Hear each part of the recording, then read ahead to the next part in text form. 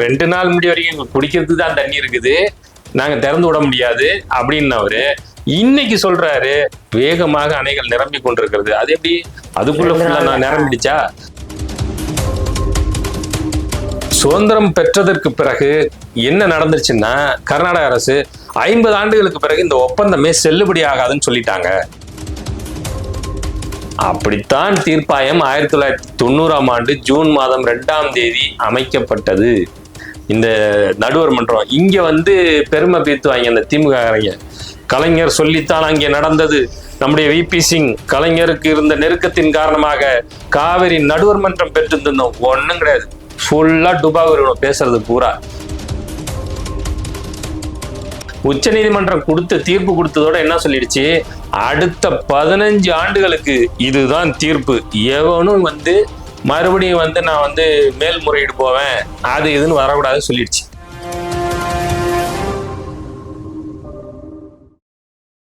உலகெங்கும் பறை வாழ்கின்ற வல்லமை வலியொலி நேயர்கள் அனைவருக்கும் வணக்கம். ஐயா வணக்கம். வணக்கம் ஐயா. பாத்தீங்கன்னா இந்த காவேரி அணையை ஒட்டி தமிழ்நாட்டுக்கும் கர்நாடகாவுக்கும் நீண்ட காலமா ஒரு பிரச்சனை தொடர்ந்துகிட்டே இருக்கு. இந்த பிரச்சனையை ஒட்டி இப்ப கர்நாடக அரசு வேற மேகதாதுல நாங்க ஒரு அணை கட்டியே தீர்வுன்னு ஒத்த காலம் நின்று இருக்காங்க. ஏன் காவேரி அணையில இருக்க தண்ணிய தமிழ்நாட்டுக்கு திறந்து விட மாட்டேங்கிறாங்க? நமக்கு தான் தண்ணி திறந்து விடணும்னு தீர்ப்பும் வந்துருச்சு, நமக்கு சாதகமா தான் இருக்கு. ஆனா கர்நாடக அரசு ஏன் இது திறந்து விட மாட்டேங்கிறாங்க? என்னதான் பிரச்சனை நமக்கும் கர்நாடகாவுக்கும்? இது காவிரி சிக்கல் என்பது இது ஒரு 100 கால பிரச்சனை. நமக்கு இன்னைக்கு நேத்து இல்ல, இது நமக்கு வெள்ளைக்காரங்க ஆண்டுகிட்டு இருந்தாங்க, நமக்கு அடிமைப்படுத்தி ஆண்டுகிட்டு இருந்தாங்க. நம்மளை அடிமைப்படுத்தி அவங்க ஆண்டுகிட்டு இருந்த காலத்துல இருந்தே இந்த சிக்கல் தொடர்ந்து இருந்துச்சு. நீங்க இன்னைக்கு வரலாற்று ரீதியா நம்ம போறதுக்கு முன்னாடி இன்னைக்கு காவிரி ஆற்றுல அங்க கபினியிலேருந்து கபினி அணை நிரம்பிடுச்சு அப்படின்னு சொல்லி செய்திகள் வந்திருக்குது. கொஞ்ச நேரத்துக்கு முன்னாடி பாத்தீங்கன்னா 10,000 கனஅடி வீதம் திறந்துகிட்டு இருந்தாங்க. இப்ப இன்னும் அதிகமாயிடுச்சு, 12,000 அடி திறந்துகிட்டு இருக்கிறாங்க. ஸோ ஆட்டோமேட்டிக்கா இப்ப என்ன ஆகுதுன்னு கேட்டீங்கன்னா, அவங்களால எப்போ அங்கே தேக்கி வைத்து கொள்ள முடியலையோ, இதுக்கு மேல தேக்கணும்னா அணை உடைஞ்சிரும். அது சுற்றுவட்ட இருக்கிற அத்தனை மக்களுக்கும் பாதிப்பு ஏற்பட்டுங்கிற நிலைமையில தான் அவங்க திறந்து விடுறாங்க. இதுதான் காலங்காலமா பண்ணிட்டு இருக்கிறாங்க. இதுதான் இன்னைக்கும் நடந்திருக்குது. இப்போ வருண பகவான் மழை நமக்கு தமிழ்நாட்டுல பெய்யணும்னு வேண்டிக்கிறத விட கர்நாடகாவில் நிறைய பெய்யணும்னு வேண்டிக்க வேண்டிய நிலைமையில நம்ம இருக்கிறோம். அப்போ அப்படி நிரம்பினா தான் நமக்கு இங்க வருது, அவங்க திறந்து விடுறாங்க. ஏற்கனவே 4 அணை கட்டிட்டாங்க. அப்படிதான் கிருஷ்ணராஜா சாகர் அணை, கபினி அணை, ஹேமாவதி, ஹேரங்கின்னு 4 அணைகள் இருக்குது. அதாவது காவிரி ஆற்றின் குறுக்க மட்டுமே 4 அணை கட்டிட்டாங்க அவங்க. அது உற்பத்தி ஆகி ஓடி வருது. அது இப்ப 5ஆவதா மேகதாதுவை கட்டியே தீருவேன் அப்படின்னு சொல்லி நம்ம கர்நாடக அரசு ஒத்த காலில் நிக்கிறாங்க. இது சிக்கல் என்னன்னு கேட்டீங்கன்னாக்கா, இதுக்கு 2 விதமா இருக்குது. ஒண்ணு நம்மளுக்கு நடுவர் மன்றம் அமைச்சாங்க. அதாவது நடுவர் மன்றம் எப்ப அமைப்பாங்க அப்படின்னாக்கா, இப்போ உங்களுக்கும் எனக்கும் சிக்கல், நம்ம 2 பேரும் பேசுறோம், பேசி பார்க்குறோம், யாரும் ஒருத்தருக்கு ஒருத்தர் விட்டு கொடுக்கல. அப்படிங்கும் போது நம்ம 2 பேருக்கும் மேல இருக்கிறது யாரு? மத்திய அரசாங்கத்திட்ட சொல்லிடுறது, நீங்க ஒரு மாநிலம், நான் ஒரு மாநிலம், நம்ம 2 பேரும் பேசுறோம். முதல்ல நம்ம 2 பேருக்குள்ள தீரல, அப்ப 2 பேருக்கும் பேசி பார்த்துட்டும் எங்களுக்கு சரிப்பட்டு வரலங்க. அப்ப நம்ம என்ன சொல்றோம், நீங்க தீர்ப்பாயம் அமைச்சிருங்க, எங்க 2 பேருக்கும் பொதுவா ஒருத்தர் வச்சு அவர் விசாரிச்சு பார்த்துட்டு அந்த தீர்ப்பாயம் அந்த ட்ரிபியூனல் என்னன்னு சொல்லட்டும் அப்படின்னு சொல்லி கேட்பாங்க. அப்படிதான் ஆணையம் அமைக்கப்பட்டது. 1990ஆம் ஆண்டு ஜூன் மாதம் 2ஆம் தேதி நடுவர் மன்றம், காவிரி நடுவர் மன்றம் நமக்கு அமைக்கப்பட்டது இந்த சிக்கலுக்காக. அந்த காவிரி நடுவர் மன்றம் தன்னுடைய இறுதி தீர்ப்பை 2007ஆம் ஆண்டு சொல்லிடுச்சு. 2007ஆம் ஆண்டு அதனுடைய இறுதி தீர்ப்பையும் கொடுத்துருச்சு.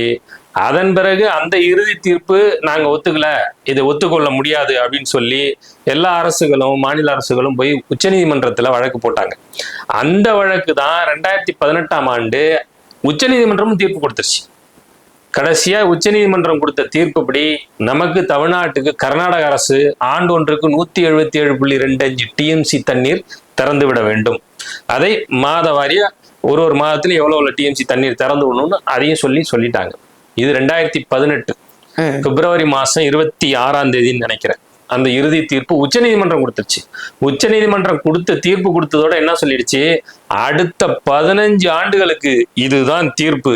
எவனும் மறுபடியும் நான் மேல்முறையீடு போவேன் அது இதுன்னு வரக்கூடாதுன்னு சொல்லிடுச்சு. அப்போ என்ன கணக்குன்னா 2018 கொடுத்த தீர்ப்பு அடுத்த 15 ஆண்டுகளுக்கு செல்லும். அப்படிங்கும் போது 2033 வரைக்கும் இதான் நிலைமை. நீங்க இதை இன்னும் செய்ய முடியாது. இப்போ இதை நடைமுறைப்படுத்துவதற்கு இவங்க சொன்ன 177.25 டிஎம்சி தண்ணீரை கர்நாடகா திறந்து விடணும் தமிழ்நாட்டுக்கு. இதை நடைமுறைப்படுத்துறதுக்கு 2 அமைப்பு உருவாக்குங்க அப்படின்னு சொல்லிச்சு சுப்ரீம் கோர்ட். அதன் அடிப்படையில் அமைக்கப்பட்டதுதான் காவிரி நதிநீர் ஒழுங்காற்று குழு. அப்புறம் இன்னொரு காவிரி ஒழுங்குமுறை ஆணையம்னு ஒண்ணு இருக்குது. அவங்க வேலை என்னன்னா போய் அணைகளை இன்ஸ்பெக்ட் பண்ணி எவ்வளவு தண்ணி இருக்கு, என்ன கொள்ளளவு இன்னைக்கு இருக்குது, இவன் திறந்து விடலாமா திறந்து விட முடியாதா, அதன் அடிப்படையில் அவங்க சொல்லுவாங்க. அப்படிதான் சொல்லுவாங்க. ஒரு மாதத்துக்கு நீ இது திறந்து விடுப்பா. இப்போ 2 நாளுக்கு முன்னாடி கூட சொல்லிச்சு காவிரி நதிநீர் ஒழுங்காற்று குழு என்ன சொன்னாங்க, ஒவ்வொரு நாளும் 2500 கனஅடி வீதம் அடுத்த 15 நாளுக்கு நீங்க தண்ணீர் திறக்கணும்னு சொன்னாங்க. உடனே கர்நாடகா என்ன சொல்லிச்சு, ஐயா எங்களுக்கெல்லாம் குடிக்கிறதுக்கே தண்ணி இல்லை, நாங்க இப்ப திறக்க முடியாது, நீங்க தீர்ப்பாயம் சொன்னதை எதிர்த்து நான் வழக்கு போட போறோம் அப்படின்னு சொல்லிட்டு இருந்தாங்க 2 நாள் முடிய வரைக்கும். இன்னைக்கு நம்ம கர்நாடக அரசினுடைய முதலமைச்சர் டி.கே. சிவகுமார் சொல்லியிருக்கிறாரு, எங்களுடைய அணைகள் வேகமாக நிரம்பி கொண்டிருக்கிறது, அப்போ இதை திறப்போங்கிற மாதிரி சொல்லியிருக்கிறாங்க.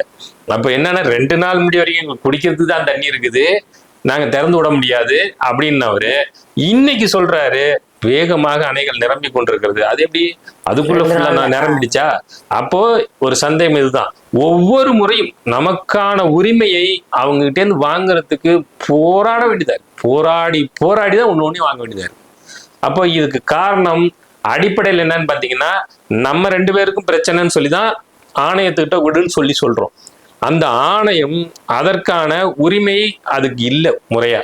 இப்போ ஆணையத்துக்கிட்ட விட்டாச்சு, காவிரி நடுவர் மன்றத்திட்ட அந்த அதிகாரத்தை கொடுத்தாச்சு, எவ்வளவு தண்ணி திறக்கணும் அது ஏற்கனவே தீர்ப்பு இருக்குது, அதன்படி திறந்து விடுன்னு சொல்றது அவங்க வேலை. அவங்க சொல்றத நீங்களோ நானோ கேட்கணும், மதிக்கணும். ஆனா இப்ப என்ன நடக்குது, அவங்க சொல்றதை யாரும் கேட்கறதே இல்லை. அப்படின்னா இந்த ஆணையத்திற்கு எந்த அதிகாரமும் இல்லை. சும்மா சொன்னாக்கா நீங்க கேட்டா கேளு, கேட்காட்டி போ, அவங்களால வேற எதுவும் செய்ய முடியாது. அப்போ எலி பிடிக்காதது பூனையா? ஒரு பூனைன்னா எலியை பிடிக்கணும். அதுதான் ஊர்ல எல்லாம் சொல்லுவாங்க, இது என்ன பூனை, இது ஒரு எலியை கூட பிடிக்க மாட்டேங்குது, இது ஒரு பூனையா இது அப்படிம்பாங்க. அந்த மாதிரி எலி பிடிக்காதது பூனையா அப்படிங்கிற அளவுக்கு தான் இன்னைக்கு ஆணையம் இருக்கிறது. ஆனால் நல்வாய்ப்பாக 1998 அப்போ ஐக்கிய குஜரால் அவர்கள் தலைமையில அன்றைக்கு இருந்த மத்திய அரசு, அன்றைக்கு ஐக்கிய குஜரால் என்ன பண்ணார், இந்த ஆணையத்திற்கு ஒரு மிக முக்கியமான ஒரு ஆணையை கொடுத்தாரு. அதாவது ஒரு பவர் கொடுத்தாரு. என்னன்னா 2 பேருக்குள்ள பிரச்சனை, கர்நாடகாவுக்கும் தமிழ்நாட்டுக்கும் பிரச்சனை, தண்ணி திறந்து விடுன்னு ஆணையம் சொல்லுது. ஆனா கர்நாடகா வழக்கம் போல அதெல்லாம் முடியாதுங்குது. அப்ப என்ன பண்ணுவாங்கன்னா, ஆணையம் போய் நீ என்ன திறக்கிறது, மொத்த அணையும் கண்ட்ரோலும் என்கிட்ட எடுத்துப்பேன், நான் போய் திறந்து விடுவேன். அந்த மாதிரி ஒரு அதிகாரம் அந்த ஆணையத்திற்கு வழங்கப்பட்டது.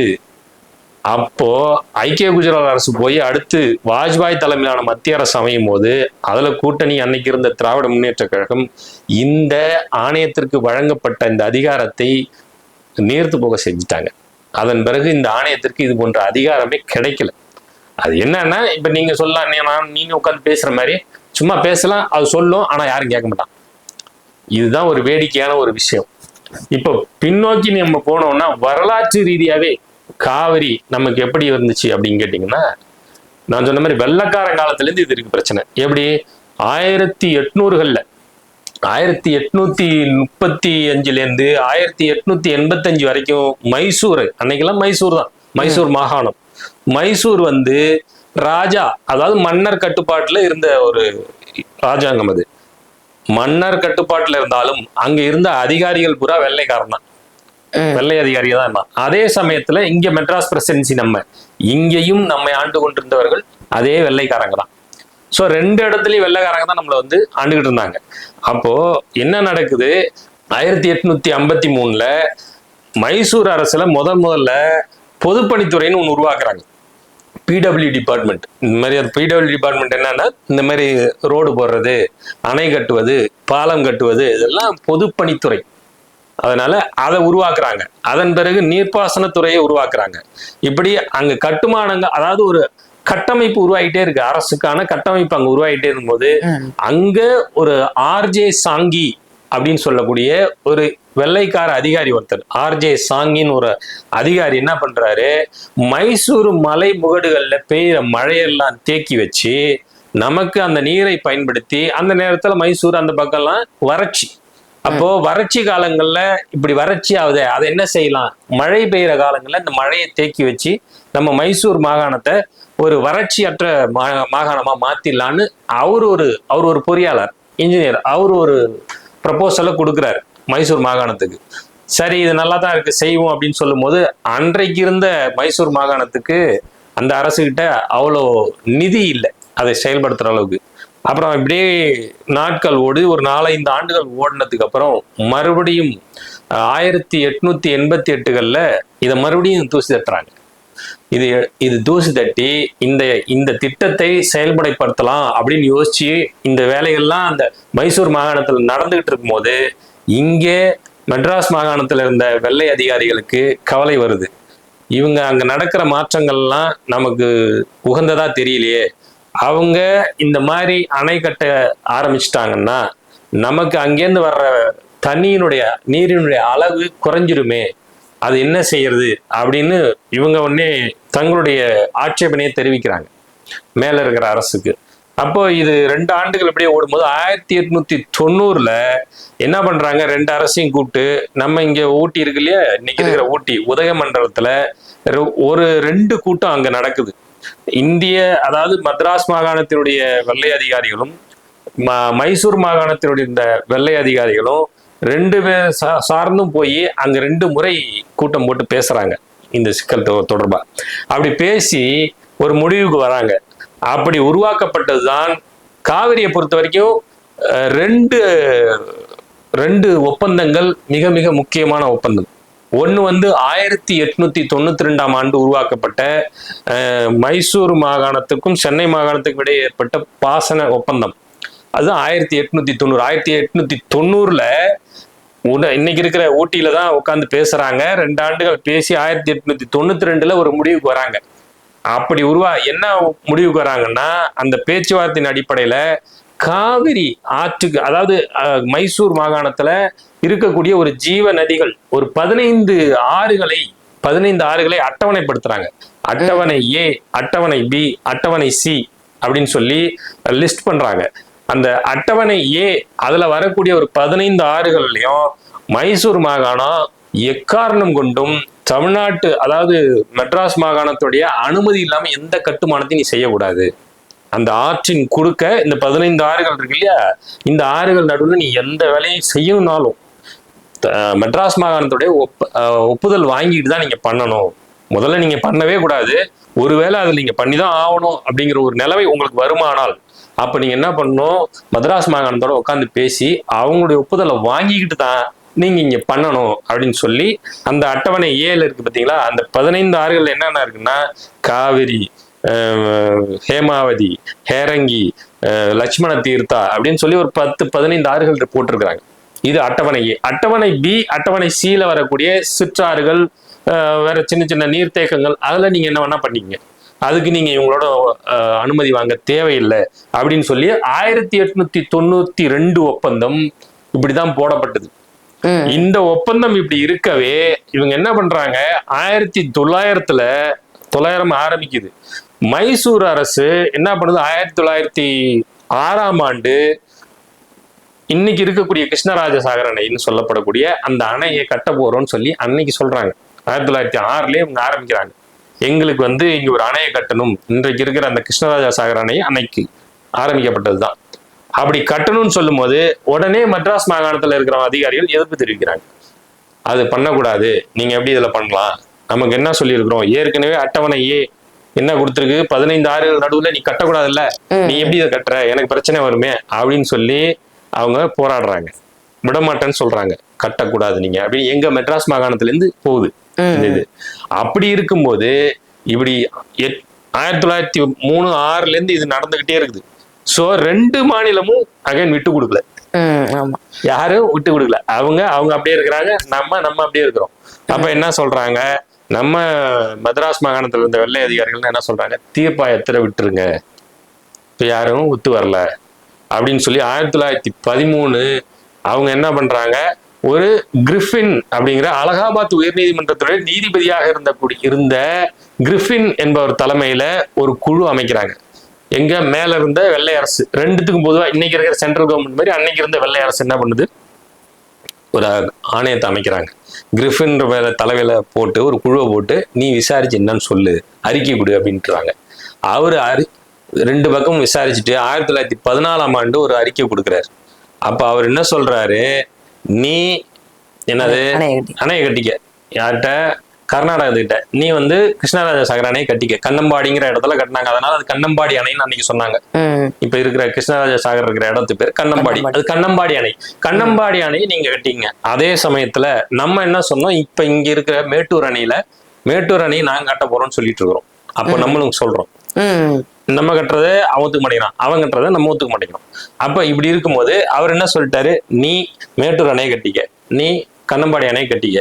ஆனா என்ன சொல்றாரு, இந்த மைசூர் அரசு என்ன செய்யணும்னா, நீங்க ஏற்கனவே சென்னை மாகாண அரசு பயன்படுத்திக்கிட்டு இருக்கக்கூடிய ஏற்கனவே இருக்கக்கூடிய அனுபவபோக பாத்தியத்தை அந்த பாதிக்கப்படாமல் அவங்க பாசன வசதி கிட்டத்தட்ட 25 லட்சம் ஏக்கர் அன்னைக்கே நம்ம பாசனம் பண்ணிட்டு இருந்தோம் டெல்டா மாவட்டங்கள்ல. அப்போ அந்த பாசன வசதி ஏற்கனவே அவன் பயன்படுத்திக்கிட்டு இருக்கிற இந்த பாசன நீர்ப்பரப்பு பாதிக்கப்படாத அளவுக்கு நீங்க என்ன செய்யணும்னா, நீங்க தண்ணி திறந்து விடணும். எப்படி திறந்து விடணும், மேலணையில், நம்ம கல்லணையில திருச்சி முக்கம்பல மேலணையில 6.5 அடி உயரத்துக்கு தண்ணி போகணும். அப்ப நீ என்ன செய்யணும், ஒரு வினாடிக்கு 22,650 கன அடி நீர் தண்ணி திறந்து விடணும் அப்படின்னு சொல்லி அவர் ஒரு தீர்ப்பு கொடுத்துறாரு. அதுக்கு மேலதான் நீ தேக்கிக்கணும். அவர் சொன்னது என்னன்னா, இவ்வளவு தண்ணி வந்தா இவனுக்கு இவ்வளவு தூரம் போகுது, நீ திறந்து விட்டுட்டு மீதி தேக்கிக்க, ஆனா இவனுக்கு பிரச்சனை இல்லாம நீ தேக்கிக்கன்றாரு அவர். இது இவர் தீர்ப்பு கொடுத்துட்டாரு. கொடுத்த உடனே என்ன பண்றாங்க, நம்ம இன்னைக்கு இருக்கிற நம்ம தமிழ்நாடு அரசு, அன்னைக்கு சென்னை மாகாண அரசு என்ன பண்ணுது, இல்ல நாங்க ஒத்துக்க மாட்டோம் இத.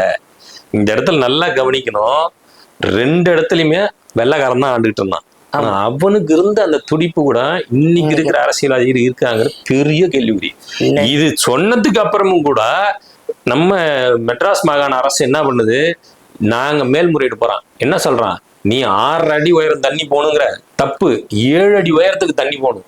ஏற்கனவே இருக்கிற எனக்கு அத்தனை நீர் பாசனத்தை நான் காப்பாற்றணும், என்னுடைய பாசன பகுதியெல்லாம் காப்பாற்றணும் அப்படின்னா நீங்க 7 அடி தண்ணி போகணும். அதுக்கு வினாடிக்கு 26,650 கன அடி தண்ணி திறக்கணும். அப்பதான் நான் என்னதை காப்பாத்திக்க முடியும்னு நம்ம மேல்முறையீடு போறோம். அன்றைய மெட்ராஸ் மாகாண அரசு இந்த மேல்முறையீடு போனா மத்திய அரசு நம்மளதை ஏத்துக்கல, நம்ம மேல்முறையீட்ட. அப்ப நம்ம என்ன பண்றான், அதோட நின்றுல அடுத்து என்ன பண்றாங்க, மேல, அதாவது லண்டன்ல இருந்தாங்கல்ல இவங்களுக்கு எல்லாம் மேல, லண்டன் யூகே, அங்க நம்மளுடைய இந்திய அமைச்சரகத்துன்னு ஒருத்தர் ரெப்ரசன்டேட்டிவ் இருப்பார் இந்தியாவுக்குன்னு, அவர்கிட்ட போய் முறையிடுறாங்க இந்த விஷயத்த. அவரு எடுத்து பார்த்துட்டு, ஆமா இதுல பிரைமா ஃபேசி இருக்குதே, சென்னை மாகாண அரசு சொல்றதுல ஒரு நியாயம் இருக்குதே அப்படின்னு சொல்லி அவர் என்ன சொல்றாரு, ஒரு 3 வழியை கொடுக்குறாரு, 3 விஷயம் சொல்றாரு. மேல இருந்து என்ன சொல்றாங்கன்னா, 1, நீங்க மேல்முறையீடு போங்க நாங்க சொன்னதை எதிர்த்து, அப்படி இல்லையா புதிய தீர்ப்பாயம், புதிய ஆணையம், ட்ரிபியூனல் அமைக்க சொல்லி கேளுங்க. அப்படி இல்லையா 3வதா நீ பேச்சுவார்த்தை நடத்துங்க, மெட்ராஸ் மாகாணத்தோட மைசூர் மாகாணம் பேச்சுவார்த்தை நடத்துங்க அப்படின்னு ஒரு 3 விஷயங்களை குறிப்பிட்டு சொல்றாங்க. இது 14, 16, 1916 இது நடக்குது. இது 1920 வரைக்கும் இது ஓடுது. ஸோ 1919 இந்த 3 வகையான வழிமுறைகளை மேல இருந்த நம்ம வெள்ளை அரசு கொடுக்குது. அதுல இப்ப இந்த 19 இந்த விஷயம்லாம் நடந்து அதுக்கப்புறம் 2 அரசுகளும் உட்காந்து மறுபடியும் பேசுறாங்க, பேச்சுவார்த்தை பேசி மறுபடியும் ஓடுது.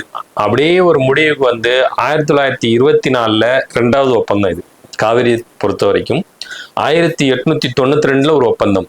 அதன் பிறகு அந்த 892 போடப்பட்ட ஒப்பந்தத்துலதான் 15 ஆறுகள் அட்டவணை ஏல போட்டு இது நடுவில் நீங்க எந்த இதுவும் கன்ஸ்ட்ரக்ஷன் பண்ணக்கூடாது, பண்றதா இருந்தா தமிழ்நாடோட நீங்க ஒப்புதல் வாங்கன்னு சொன்னது. இதனுடைய நீட்சியா மறுபடியும் இவங்க இப்ப அந்த அதை தாண்டி வராங்க. இவங்க அதுல கட்டக்கூடாதுங்கும் போது கட்டுவேங்கிறான். அதுக்கப்புறம் திருப்பி உட்காந்து பேச வேண்டியதா இருக்கு. அப்ப பேசும்போது ஒரு சுமூகமா ஒரு முடிவு வந்து 1924 மறுபடியும் ஒரு ஒப்பந்தம் போடுறாங்க. அது என்னன்னா, அவங்க கிருஷ்ணராஜ சாகர் அணை கட்டுறதுக்கு ஓகே சொல்லியாச்சு. கிருஷ்ணராஜ சாகர் அணையிலே ஒழுங்குமுறை விதிகள்னு சொல்லி 1892 ஒப்பந்தத்தோட கொண்டு போய் சேர்க்கிறாங்க. இதை என்னன்னா, இது சரியா நீங்க இந்த மாதிரி பின்பற்றணும் அப்படின்னு சொல்லி 1924 மீண்டும் ஒரு ஒப்பந்தம் போடப்படுது.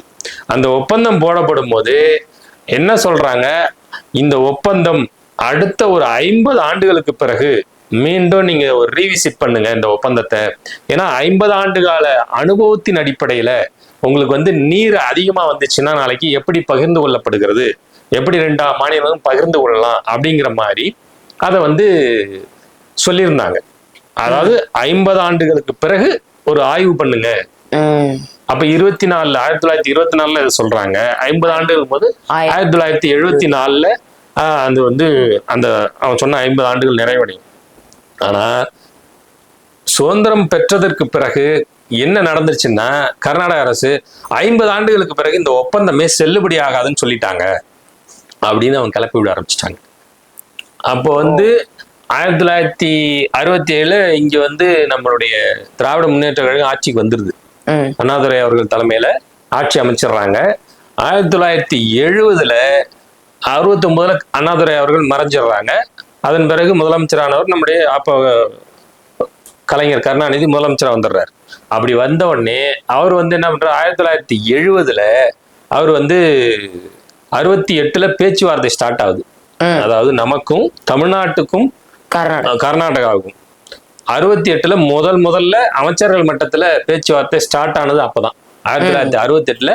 அப்போ அங்க வந்து கர்நாடக நீர்ப்பாசனத்துறை அமைச்சரும் இங்கிருந்து அப்போதைக்கு பொதுப்பணித்துறை அமைச்சராக இருந்த கலைஞர் கருணாநிதி அவர்கள் முதல் சந்திப்புல சந்திச்சு பேசுறாங்க. இது சந்திச்சு பேசுறாங்க. 2 ஆண்டுகள் ஓடுது. மறுபடியும் யாரும் ஒத்து வரல 2 பேரும். அப்ப என்ன பண்றாரு கலைஞர், என்ன சொல்லிடுறாரு, 1970 ஆண்டு வந்து மத்திய அரசுக்கு கடிதம் எழுதுறாரு. நீங்க வந்து தீர்ப்பாயத்தோட விட்டுருங்க, நாங்க பேசி பார்த்துட்டோம், சரியா வரல, தீர்ப்பாயம் அமைச்சிட்டுருங்க அப்படின்னு சொல்லி மத்திய அரசுக்கு சொல்றாரு. ஆனா மத்திய அரசாங்கம், அன்றைக்கு மத்தியில் இருந்த காங்கிரஸ் அரசு, இந்திரா காந்தி அவர்கள் தலைமையில் இருந்த அந்த காங்கிரஸ் அரசு என்ன செய்யறாங்கன்னா, அதை அப்படியே கிடப்புல போட்டுடுறாங்க. அதுக்கப்புறம் ஒரு வருஷம் ஓடுது. 1971 கலைஞர் என்ன பண்றாரு, மறுபடியும் உச்ச நீதிமன்றத்துக்கு போறாரு. சுப்ரீம் கோர்ட்டுக்கு போய் ஒரு வழக்கு போடுறாரு.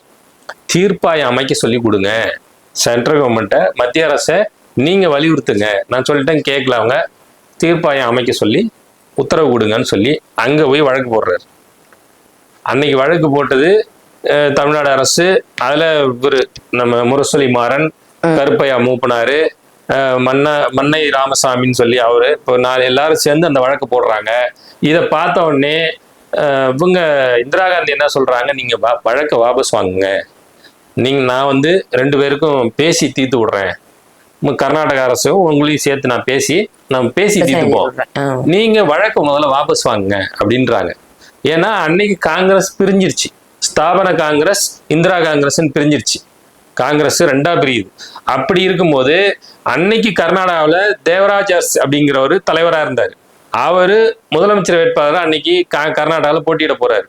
அவர் வந்து இந்திரா காந்தி தரப்புல அவங்க ஆதரவாளராக இருக்கிறவர். அப்ப இந்திரா காந்தி என்ன கணக்கு போடுறாங்க, இவரை நம்ம ஜெயிக்க வைக்கணும். அப்ப என்ன பண்றது, இந்த வழக்கு அங்க போட்டிருக்கிறாரு, நம்ம அமைக்க சொல்லிட்டோம்னா அப்ப அது கர்நாடகாவுக்கு ஒரு பின்னடைவா போயிடும். அப்ப என்ன செய்யணும்னு பார்த்து நீங்க வழக்கு வாபஸ் வாங்குங்கிறாரு இவரு கலைஞரை பார்த்து. உடனே இவர் என்ன செய்யறாரு, சரின்னு சொல்லி வாபஸ் வாங்கிடுறாரு. அப்பவே நீதிபதிகள்லாம் எச்சரிச்சாங்க, இது வாபஸ் வாங்காதீங்க, இது வாபஸ் வாங்கினா மறுபடியும் இதை போட்டு நீங்க இது கொண்டு வர முடியாது அப்படின்னு கடுமையா எச்சரிச்சாங்க. அதையும் தாண்டி அன்றைக்கு இந்த வழக்கை வாபஸ் வாங்கினார் கலைஞர். இன்னைக்கு இவ்வளவு சிக்கலுக்கு முதன்மை காரணம்னு நீ கை நீட்டலாம்னா 2 பேரை நீட்டலாம். ஒருத்தர் அன்றைக்கு பிரதமராக இருந்த இந்திரா காந்தி, அன்றைக்கு தமிழ்நாட்டு முதலமைச்சராக இருந்த கலைஞர் கருணாநிதி. இவங்க 2 பேரும் தான் பிரதான காரணம். அன்னைக்கு மட்டும் வழக்கை வாபஸ் வாங்காம இருந்தாங்கன்னா அன்னைக்கே சுப்ரீம் கோர்ட்ல இருந்து அது வேற மாதிரி கூட போயிருந்திருக்கும். அவர் வாபஸ் வாங்கிட்டார். வாபஸ் வாங்கினதுக்கு அப்புறம் பேசலான்னு சொல்லி இந்த அம்மா சொன்னதை நம்பி வாங்கிட்டார். அவங்க என்ன பண்றாங்க, பேசலான்னு சொன்ன உடனே உட்காந்து பேசி ஒரு முடிவுக்கு வராங்க. காவிரி ஃபேக்ட் ஃபைண்டிங் கமிட்டின்னு ஒன்று போடுறாங்க. காவிரி உண்மை அறியும் குழு 72ல போடுறாங்க. என்ன செய்யணும் அப்படின்னா, அந்த காவிரி உண்மை அறியும் குழு போய் உண்மையிலே காவிரி நீர்பிடிப்பு பகுதியில் எவ்வளவு தண்ணி கிடைக்குது, இது தமிழ்நாட்டுக்கு எவ்வளவு பயன்படுத்தியிருக்காங்க, ஏற்கனவே பழசுல 72க்கு முன்னாடிலேருந்து தமிழ்நாடு எவ்வளவு பயன்படுத்தியிருக்கு, கர்நாடகா எவ்வளவு வந்திருக்குது, கேரளாவுக்கு எவ்வளவு இருந்துச்சு, இதெல்லாம் நீங்க அறிஞ்சு சொல்லுங்க, அதன் அடிப்படையில் நம்ம ஒரு முடிவுக்கு வரலாம் அப்படின்னு சொல்லி காவிரி ஃபேக்ட் ஃபைண்டிங் கமிட்டி குழு 1972ல அவங்க நியமனம் பண்றாங்க. அப்படி அந்த காவிரி ஃபேக்ட் ஃபைண்டிங் கமிட்டி என்ன செய்யுது, ஒரு ஆய்வு பண்ணி ஒரு முடிவு வருது. அவங்க என்ன ஒரு முடிவு வராங்கன்னா, 72க்கு முன்னாடி 1924ல இருந்து 72 வரைக்கும் எப்படி இருந்திருக்குன்னா, காவிரி நீர்பிடிப்பு பகுதிகளில் மொத்தம் கிடைக்கக்கூடிய தண்ணீரின் அளவு அப்படிங்கிறது வந்து 571 டிஎம்சி தண்ணீர் கிடைக்குது. அதுல தமிழ்நாட்டுடைய பங்கு 671 டிஎம்சி மொத்தம் கிடைக்கிற தண்ணீரின் அளவு. அதுல 489 டிஎம்சி தண்ணீர் தமிழ்நாட்டினுடைய பங்கு, 177 டிஎம்சி தண்ணீர் கர்நாடகத்தினுடைய பங்கு, அதுக்கப்புறம் கேரளாவுக்கு 5 டிஎம்சி தண்ணீர் அப்படின்னு சொல்லி அது கரெக்டா ஒரு வரையறை பண்ணி கொடுத்துருது காவிரி ஃபேக்ட் ஃபைண்டிங் கமிட்டி. ஆனா இதை அப்படியே கிடப்புல போட்டாங்க, பேருக்குன்னு பேசிட்டு அதோட விட்டுட்டாங்க. இது இப்படி தொடருது. 72ல இருந்து இந்த பிரச்சனை ஓடிக்கிட்டே இருக்கு. 68ல ஆரம்பிச்ச முதல் பேச்சுவார்த்தை, அதாவது சுதந்திரம் பெற்று ஒரு அரசு அமைஞ்சதுக்கு அப்புறம் 68ல இருந்து பேச ஆரம்பிச்சவங்க 1990 வரைக்கும் பேசினாங்க. அதாவது நடுவர் மன்றம் அமைக்கப்படும் வரைக்கும் 2 அரசாங்கம் மாத்தி பேசிச்சு. 68ல இருந்து 90 வரைக்கும் தான் 22 ஆண்டுகள் பேசியிருக்கிறாங்க. 1/4 நூற்றாண்டு கிட்டத்தட்ட பேசி நீ பேசி நான் பேசி நான் பேசி நீ பேசின்னு ஓடியே போச்சு. அது எந்த தீர்வும் எட்டப்படலை, அது எதுவும் நடைமுறைக்கும் வரல. அப்போ இப்படி போனதுக்கு இந்த இடத்துலதான் இப்ப என்ன ஆகுதுன்னு கேட்டீங்கன்னா, 1986ஆம் ஆண்டு அந்த காவிரி நீர்ப்பாசன விளைபொருட்கள் வியாபாரிகள் நல உரிமை சங்கம்னு ஒண்ணு சங்கம் இருந்துச்சு. அந்த சங்கம் என்ன பண்ணுதுன்னா, சுப்ரீம் கோர்ட்டுக்கு போறாங்க. மன்னார்குடி ரங்கநாதன் நினைக்கிறேன், மன்னார்குடி ரங்கநாதன் இன்னொருத்தர் 2-3 பேர் சேர்ந்து சுப்ரீம் கோர்ட்ல ஒரு வழக்கு போடுறாங்க. என்ன போடுறாங்க, எங்களுக்கு வந்து நடுவர் மன்றம் அமைச்சு கொடுங்க அப்படின்னு சொல்லி 86ல போய் வழக்கு போடுறாங்க. 86ல வழக்கு போட்ட உடனே அன்றைக்கு அரசு, தமிழ்நாடு அரசு வந்து எம்ஜிஆர் அவர்கள் தலைமையில இருந்துச்சு. உடனே அவங்க என்ன பண்றாங்க, இந்த வழக்குல எங்களையும் தமிழ்நாடு அரசையும் சேர்த்து கொள்ளுங்கன்னு சொல்லி அவங்க போய் ஜாயின் பண்ணிக்கிறாங்க. அதுல அப்படி ஜாயின் பண்ணும் போதே என்ன கொடுக்குறாங்கன்னா, எங்களுக்கு நீங்க நடுவர் மன்றம் அமைச்ச உடனே ஒரு இடைக்கால தீர்ப்பு எங்களுக்கு கொடுக்கணும்னு சொல்லி ஒரு கோரிக்கையாகவும் வச்சு அதில் இணைஞ்சிக்கிறாங்க அந்த வழக்குல.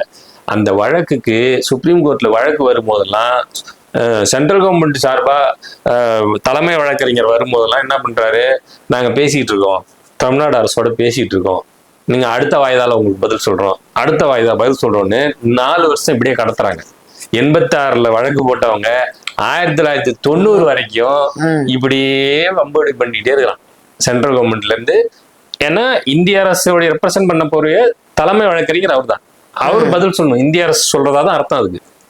அவர் என்ன சொல்றாரு, நாங்க வந்து 2 மாநிலம் பேசிட்டு இருக்கிறாங்க, நாங்க பேசி சொல்றோம்னு 4 வருஷம் கடத்திட்டாரு. இப்படி கடத்திக்கிட்டே போன உடனே ஒரு கட்டத்துல 1990ல ரங்கநாத் மிஸ்ரான்ற தலைமை நீதிபதி, உச்ச நீதிமன்ற தலைமை நீதிபதி என்ன சொல்றாரு, கடுப்பாயிடுறாரு. என்னதான்ப்பா உங்களுக்கு பிரச்சனை, எத்தனை வருஷம் பேசிக்கிட்டே இருப்பீங்க, ஒழுங்கு மரியாதையே வந்து என்னன்னு சொல்றீங்களா, இல்ல நடுவர் மன்றம் அமைக்கிற தீர்ப்பை நான் வாசிக்கிட்டுமான்னு கேட்டுறாரு. கடுமையா பேசுனதுக்கு அப்புறம், இல்லைங்க இந்த ஒரு முறை நாங்க பேசிடுறோம் அப்படின்னு சொல்லி எங்களுக்கு ஒரு வாய்ப்பு கொடுக்கணும், அடுத்த ஹியரிங்ல வரும்போது நீங்க எல்லாம் ஒரு பேசி முடிச்சுட்டு வரணும் அப்படின்னு சொல்லி கடுமையா சொல்லிடுறாரு. அப்புறம் உட்காந்து பேசுறேன். கடைசி கட்ட பேச்சுவார்த்தை அதே நீர்ப்பாசனத்துறை அமைச்சர் கர்நாடகாவின் சார்பில் வீரேந்திர பாட்டீல், நம்ம தமிழ்நாட்டின் சார்பாக கலைஞர் கருணாநிதி. ஆரம்பத்திலையும் இவங்க 2 பேர் தான் பேசினாங்க. பேச்சுவார்த்தை ஆரம்பிக்கும் போது 68ல ஒரே வித்தியாசம் என்னன்னா, அன்றைக்கு தமிழ்நாட்டின் சார்பாக போன கலைஞர் கருணாநிதி பொதுப்பூர்த்தித்துறை அமைச்சரா போனாரு, 90ல முதலமைச்சரா போறாரு. இவ்வளவுதான் வித்தியாசம் இந்த 22 ஆண்டுகள் நடந்ததுல. அந்த கடைசி கட்ட பேச்சுவார்த்தையும் தோல்வியில் முடிகிறது. தமிழ்நாட்டுக்கு தோல்வி. 2 பக்கமும் யாரும் ஒத்துக்கல. தோல்வின்னா என்ன, யாருமே ஒத்துக்கல. நீ சொல்றத நான் கேட்கல, நான் சொல்றது நீ கேட்கல, அப்ப பேச்சுவார்த்தை தோல்வி அப்படின்னு முடியுது. அப்படி முடிஞ்சதுக்கு அதுக்கப்புறம் தான் ரங்கநாத் மிஸ்ரா என்ன சொல்றாரு, ஒழுங்கு மரியாதை தீர்ப்பாயத்தை அமைச்சிருங்க. சென்ட்ரல் கவர்மெண்ட்டை பார்த்து கேட்கிறாரு, நீ அமைக்கிறியா இல்ல நான் தீர்ப்பு கொடுக்குவான்னு கேட்கிறாரு.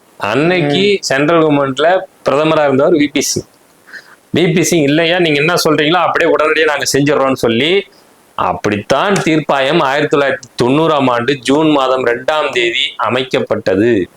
இந்த நடுவர் மன்றம் இங்க பெருமை பீத்துவாங்க அந்த திமுக. கலைஞர் சொல்லித்தான் அங்கே நடந்தது. நம்முடைய விபி சிங் கலைஞருக்கு இருந்த நெருக்கத்தின் காரணமாக காவிரி நடுவர் மன்றம் பெற்றிருந்தோம். ஒண்ணும் கிடையாது. ஃபுல்லா டுபாகூர் பேசுறது பூரா. உண்மையிலேயே நடுவர் மன்றம் அமைக்க சொல்லி கடுமையாக எச்சரித்தது அன்றைக்கு உச்ச நீதிமன்றம். அந்த தீர்ப்பை சொன்னவர் ரங்கநாத் மிஸ்ரா அவர்கள். அவர் அன்னைக்கு தலைமை நீதிபதி. அவர் சொன்னதை கேட்டு வேற வழி இல்லாம செஞ்சதுதான் அன்னைக்கு மத்திய அரசாங்கம் செஞ்சது. இவங்க சொல்றது பூரா பொய், முதல் பொய். அது இந்த தீர்ப்பாயம் அமைஞ்ச உடனே ஏற்கனவே தமிழ்நாடு அரசு அந்த வழக்குல இவங்க சுப்ரீம் கோர்ட்ல போட்ட வழக்குல இவங்க சேர்த்திருந்தாங்க இல்லையா, அப்ப ஒரு கோரிக்கை வச்சிருந்தாங்க, எங்களுக்கு இடைக்கால தீர்ப்பு கொடுங்க, நீங்க தீர்ப்பு எத்தனை வருஷம் கழிச்சு ஒரு மத்தில இடைக்கால தீர்ப்பு கொடுங்கன்னு சொல்லி கேட்கும்போது அதை கன்சிடர் பண்ணி அடுத்த ஓராண்டுல 1991 ஜூன் மாதம் 26ஆம் தேதின்னு நினைக்கிறேன் இடைக்கால தீர்ப்பு ஒண்ணு கொடுக்குறாங்க காவிரி நடுவர் மன்றம். என்ன சொல்றாங்கன்னா, 205 டிஎம்சி தண்ணீர் ஆண்டு ஒன்றுக்கு நீங்க தமிழ்நாட்டுக்கு திறந்து விடணும் அப்படின்னு சொல்லி ஒரு தீர்ப்பை கொடுக்குறாங்க. இது இடைக்கால தீர்ப்பு.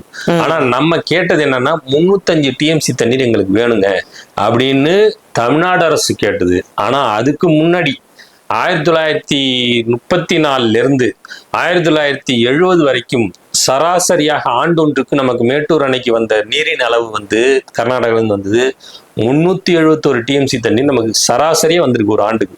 மேட்டூர் அணை கட்டப்பட்டது 1934. அடுத்த ஒரு 50 ஆண்டு பொன்விழா ஆண்டு காலது, அதாவது மேட்டூர் அணை. அந்த 50 ஆண்டு பொன்விழா ஆண்டுல ஒரு மலர் வெளியிடுறாங்க நீர்ப்பாசனத்துறை சார்பா, நம்ம பிடபிள்யூ டிபார்ட்மெண்ட் வழியா. அதுல என்ன சொல்றாங்கன்னா, ஆண்டொன்றுக்கு சராசரியாக 360 டிஎம்சி தண்ணீர் நமக்கு வந்திருக்கிறது காவிரியிலிருந்து அப்படின்னு சொல்லி நம்முடைய நீர்ப்பாசனத்துறையிலேருந்து அதிகாரப்பூர்வமா அறிவிச்சு வந்த ஒரு இதழில் சொல்லப்பட்டிருக்கு. அப்படி ஆண்டொன்றுக்கு நமக்கு சராசரியாக நம்ம பயன்படுத்தினதே 360 டிஎம்சி தண்ணீர் இருந்திருக்கு.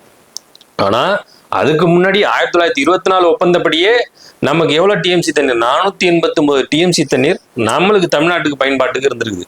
489 இருந்தது, சராசரியா 360 டிஎம்சி தண்ணீர் வந்திருக்குது சட்டப்படியே பாத்தீங்கன்னா. ஆனாலும் நாம கேட்டது நடுவர் மன்றத்துல 305 டிஎம்சி தண்ணீராவது கொடுங்கன்னு நம்ம கேட்டோம். ஆனா இடைக்கால தீர்ப்பு என்ன வந்துச்சு, 205 டிஎம்சி தண்ணீர்னு அவன் கொடுத்தான். அதையும் விட முடியாதுன்னு இவன் கடுமையா போராட்டம் பண்றான். யாரு, கர்நாடகாவில் நடக்குது. இது இடைக்கால டிஎம்சி தண்ணியும் தர முடியாது, நான் தண்ணியே தர முடியாது, அதெல்லாம் 205 டிஎம்சி எல்லாம் கொடுக்கவே முடியாது அப்படின்னு வம்படி பண்றாங்க. இது 91 நடக்குது. அதன் பிறகு ஒரு பெரிய கலவரம், அதை தொடர்ந்து கர்நாடகாவில் மிகப்பெரிய கலவரம் நடந்துச்சு. தமிழர்கள் மீது கடுமையான தாக்குதல் அந்த பக்கம். அப்போ மிகப்பெரிய கலவரம் நடந்து நமக்கு அதுல நிறைய இழப்புகள் சந்திச்சோம். தமிழர்கள் எல்லாம் அங்க பெரிய இழப்புகள்லாம் சந்திச்சோம். இதெல்லாம் இப்படி போகும்போது தன்னுடைய இறுதி தீர்ப்பை இந்த நடுவர் மன்றம் 1990 அமைச்சாங்க இல்லையா, அது தன்னுடைய நடுவர் மன்ற தீர்ப்பு, இறுதி தீர்ப்பை 2007 வழங்குது. 2007 வழங்கும் போது கடைசியா என்ன வந்துருச்சு, 195 டிஎம்சி தண்ணீர்னு நினைக்கிறேன். நம்ம 205 இருந்ததை அவன் 195 ஆகிக்கிறான். இடைக்கால தீர்ப்புல 205 டிஎம்சி தண்ணீர், தன்னுடைய இறுதி தீர்ப்புல நடுவர் மன்றத்தை இறுதி தீர்ப்புல 195 டிஎம்சி தண்ணீரா குறையுது. அதுவும் குறையுது. அது 2007 இறுதி தீர்ப்பு கொடுத்ததுக்கு அப்புறம் அதை உடனடியா மத்திய அரசின் கெசட்ல வெளியிடணும். ஆனா அதையும் வெளியிடல, அப்படியே வச்சிருந்தாங்க. இந்த அம்மா 2011 ஜெயலலிதா ஆட்சிக்கு வந்ததுக்கு பிறகு இவங்க போய் சுப்ரீம் கோர்ட்ல முறையிடுறாங்க. இன்னும் கெசட்லயே வெளியிடமா வச்சிருக்கிறான், அதிகாரப்பூர்வமா வெளியே வரலையே. அது இறுதி தீர்ப்பு வந்துருச்சு 2013 தான் அந்த இறுதி தீர்ப்புங்கிறதே கெசட்ல வெளில வருது. கெசட்டுங்கிறது அரசினுடைய ஆவணம், அதுல வந்தாதான் நடைமுறைக்கு வரும். அப்ப 2007 தீர்ப்பு, இறுதி தீர்ப்பு கொடுத்தது ஆணையம், 2013 அதை கெசட்ல வர வைக்கிறதுக்கே நம்ம போராட வேண்டியதா இருக்கு.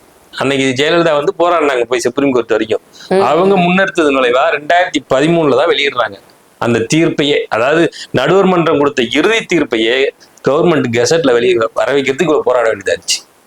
2013 இது போட்டு அதன் பிறகு இந்த இறுதி தீர்ப்புன்னு வந்துச்சு இல்லையா 2007, இதை எதிர்த்து நம்ம எல்லாரும் வழக்கு போடுறோம். இல்ல நீங்க கொடுத்தது எங்களுக்கு பத்தாதுங்க அப்படின்னு நம்ம போட, அவன் கர்நாடக அரசு போட, கேரளா அரசு போட, எல்லாரும் வழக்கு மறுபடியும் போடுறான். எங்க போய் சுப்ரீம் கோர்ட்ல போடுறான். சுப்ரீம் கோர்ட்ல போட்டோன்னே அது விசாரிக்குது ஓடிக்கிட்டே இருக்கு. 2007 இருந்து மறுபடியும் விசாரிக்குது. எங்க சுப்ரீம் கோர்ட் விசாரிக்க ஆரம்பிச்சு, நடுவர் மன்றத்துல இப்ப சுப்ரீம் கோர்ட் போயிட்டோம். அவங்க விசாரிச்சு 7 ஆரம்பிச்சவங்க 2018 தான் தீர்ப்பு கொடுத்தாங்க. அது ஒரு 11 வருஷம் ஓடிச்சு. ஏற்கனவே பேச்சுவார்த்தைன்னு சொல்லி 22 ஆண்டு காலம் நம்ம எழுந்தோம். அதன் பிறகு மறுபடியும் ஒரு இறுதி தீர்ப்பு வர்றதுக்கு 1990 இருந்து ஆணையத்துடைய இறுதி தீர்ப்பு 2007 வந்துச்சு.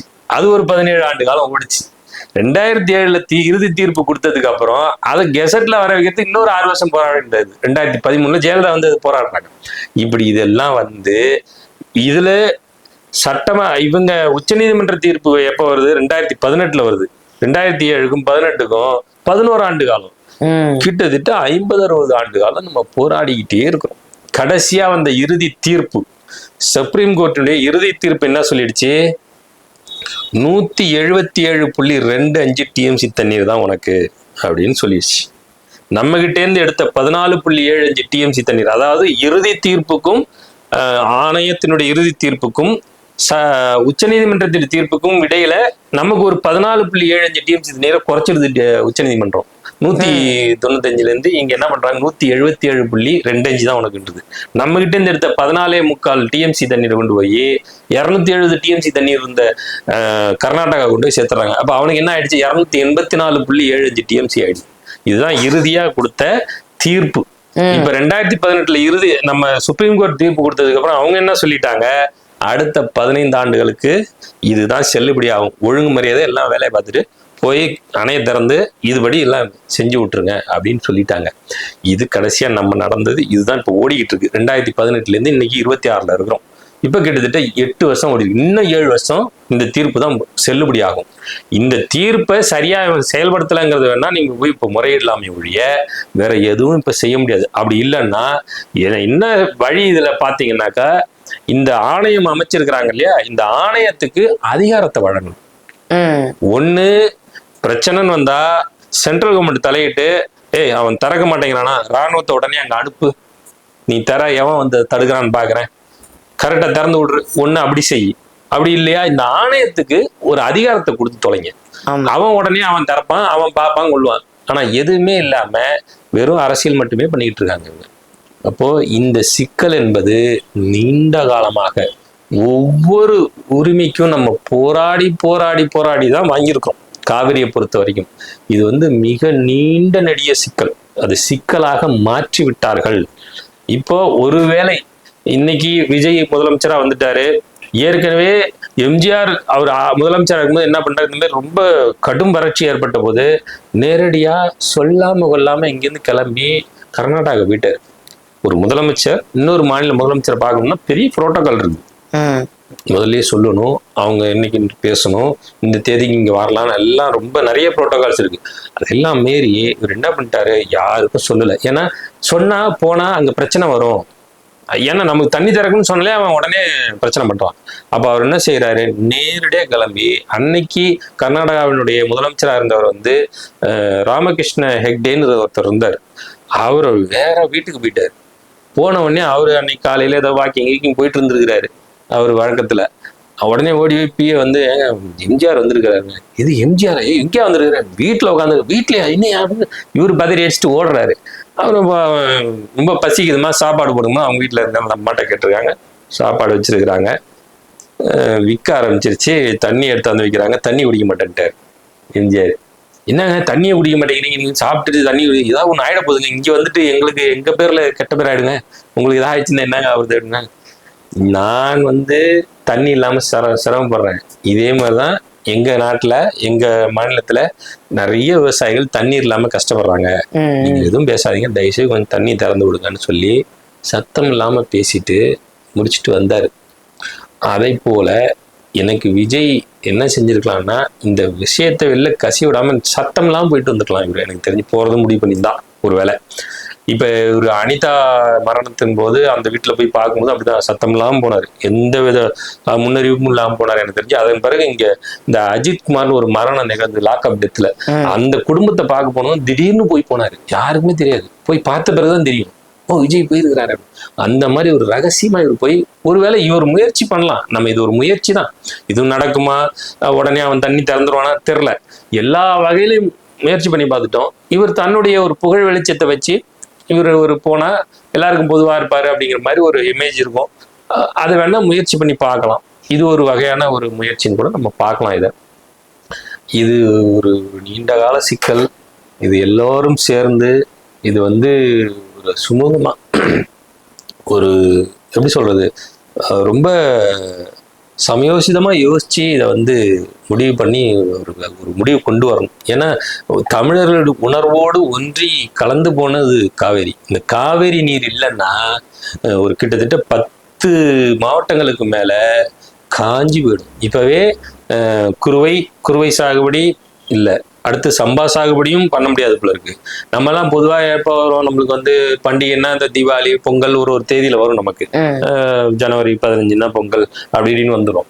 ஆனா இந்த டெல்டா மாவட்ட விவசாயிகளுக்கு என்னைக்கு பண்டிகை நாள்னு கேட்டீங்கன்னா ஜூன் 12ஆம் தேதி தான் அவங்களுக்கு பண்டிகை நாள். எல்லாம் சந்தோஷமா இருக்கும். ஏன்னு கேட்டீங்கன்னா அன்னைக்கு தான் மேட்டூர் அணை திறக்கப்படும். ஜூன் 12ஆம் தேதி திறந்தே ஆகணும். அதை நம்பித்தான் குறுவை சாகுபடிலாம் இங்க இருக்குது. அது திறக்கப்படலைன்னா அந்த அந்த சாகுபடி எல்லாம் கருகி போயிடும், அந்த பயிர்கள் எல்லாம் கருகி போயிடும், ரொம்ப சிரமம். இன்னைக்கு செய்தி பார்த்தீங்கன்னா திடீர்னு அரிசி ஒரு மூட்டைக்கா கிலோவுக்கான்னு தெரியல எனக்கு கரெக்டா 50 ரூபா ஏத்திட்டாங்கன்றாங்க. ஏன்னா நிறைய மக்கள் தொகை ஆயிட்டோம், அதுக்கேற்ற மாதிரி உணவு உற்பத்தி இல்லை. உணவு உற்பத்தி வரணும்னா நமக்கு விவசாயம் இருக்கணும், விவசாயம் முக்கியமா, நீர் தேவை இருக்கு. அப்ப நீர் பிரச்சனை ஆகும்போது இது எல்லாம் சிக்கலாகும். இப்போ இதெல்லாம் பேசி நல்ல முடிவு இது நல்லபடியா எந்த அரசியல் தலைவர்கள் இந்த நிலைமையில இப்போ முதலமைச்சர் நிலைமையில இருந்தாலும் யாராலையும் தீர்க்க முடியாதுன்னு சொல்றீங்க? இது ஆரம்பத்திலேயே பேசி ஒரு முடிவு கொண்டு வந்திருக்கணும். இத்தனை ஆண்டு காலம் கடத்தப்பட்டுருச்சு. இது இப்ப அவனுக்கு ஒரு இடத்துலயும் போய் மாறி மாறி என்ன ஆயிடுச்சுன்னா அவன் நிறைய அட்வான்டேஜ் அவங்க எடுத்துட்டாங்க. எந்த இடத்துலயும் அவங்க அந்த கர்நாடக அரசு என்ன பண்றாங்கன்னா ஒரு எப்படி சொல்றது, சட்டத்துக்கு புறம்பாவே தான் நடக்கிறாங்க. ஒரு அணை கட்டக்கூடாது அப்படின்னா அதை மதிக்க மாட்டேங்கிறாங்க. அது ஒரு திறந்து விடுப்பா, சரி கட்டி தான் தொலைச்சிட்ட, இந்த இதுபடி திறந்து விடுப்பா தீர்வு அப்படின்னா அதுவும் திறந்து விட மாட்டேங்கிறாங்க. இந்த மாதிரி மழை பெஞ்சா மட்டும் அப்ப மட்டும் திறந்து விட்டுறணும், உனக்கு பாதிப்புன்னா தான் திறக்கிற நீனு, அப்ப இங்க இருக்கிறவனெல்லாம் உனக்கு மனசனாவே தெரியல அப்படின்னு தான் நம்ம யோசிக்க வேண்டியதா இருக்குது. ஆனா இதை பகையாவே மாத்திட்டு போயிடாம சுமூகமா உட்காந்து பேசியாச்சும் எப்படியாச்சும் இது வேற என்ன வழின்னு உட்காந்து யோசிச்சு பார்த்துதான் இதை நம்ம சரி செய்யணும். இல்லைன்னா ரொம்ப சிரமம். நன்றி. நன்றி.